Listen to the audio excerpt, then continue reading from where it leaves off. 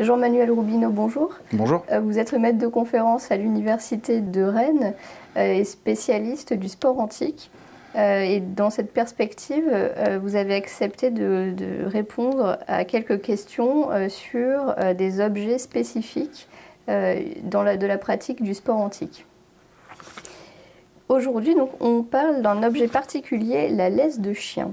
Un objet particulier qui a complètement disparu aujourd'hui, la kynodesmé, qu'on peut traduire par laisse de chien. De quoi s'agit-il ? Alors c'est un dispositif en cuir qui prend la forme d'une lanière et qu'on appelle laisse de chien ou lien de chien parce qu'il s'agissait d'une lanière qui était utilisée pour lier le prépuce des athlètes de manière à ramener le pénis sur lui-même. Et comme dans le langage argotique grec, kuon, le chien, servait à désigner le pénis, on appelle cette lanière de cuir, la laisse de chien. Est-ce que tous les athlètes portaient ce dispositif ?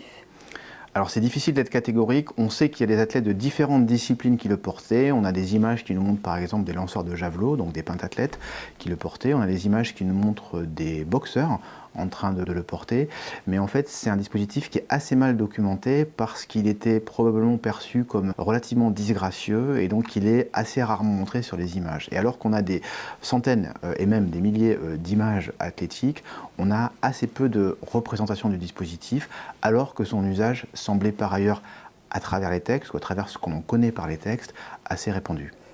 Mais est-ce que en fait, ce dispositif, c'était plus dans certaines disciplines qu'on le portait un peu obligatoirement ou finalement c'était au bon vouloir de l'athlète ? C'était probablement au bon vouloir de l'athlète, mais ça répondait à une attente sociale particulière.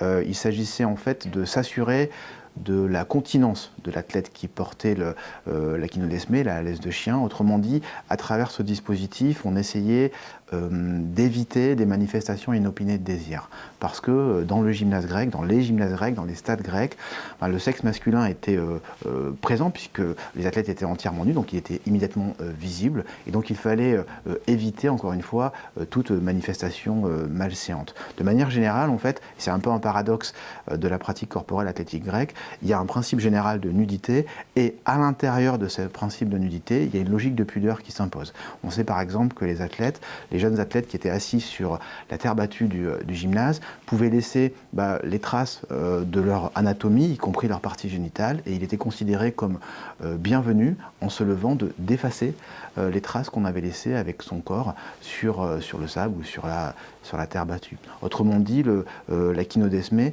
sert d'une certaine manière un objectif à la fois de pudeur et de continence. Merci Jean-Manuel Roubineau. Merci à vous.